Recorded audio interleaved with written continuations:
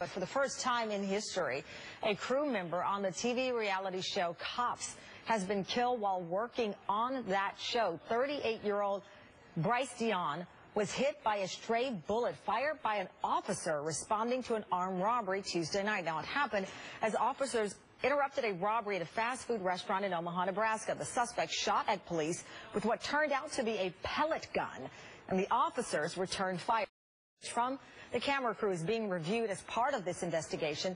Dion had worked for Cops for 7 years. The chief of Omaha Police says his death is being felt by the entire department.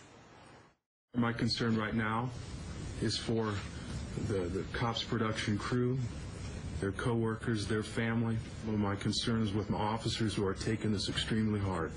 I am telling you, Bryce was their friend. This is if we lost one of our own.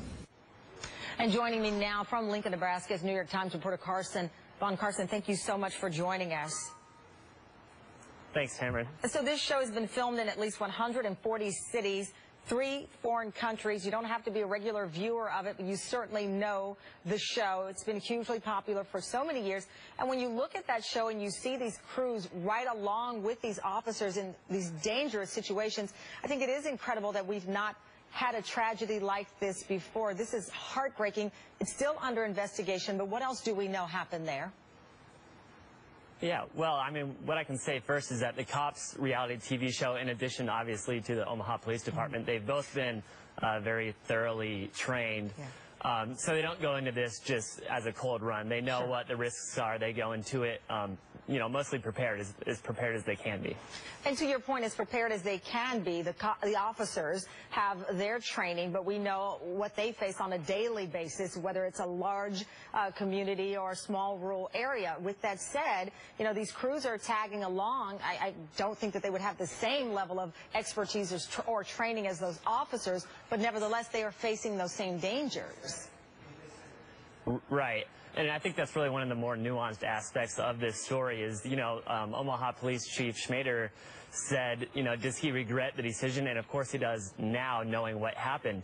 But he originally allowed cops to come along with them, sort of a community outreach. He wanted the OPD to be a more transparent body, and that he does not regret doing. Unfortunately, this turned out, you know, it went very awry.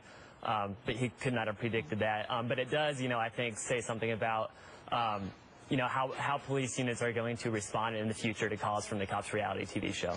Will they change, do you believe, some of the procedure? I know that he was wearing a bulletproof vest.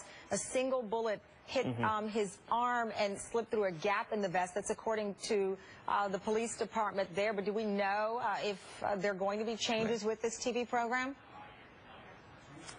You know, they haven't said anything. It was one of the tragic aspects here is that they only had 1 week left in Omaha to shoot. They had been there since June. They had 1 week left.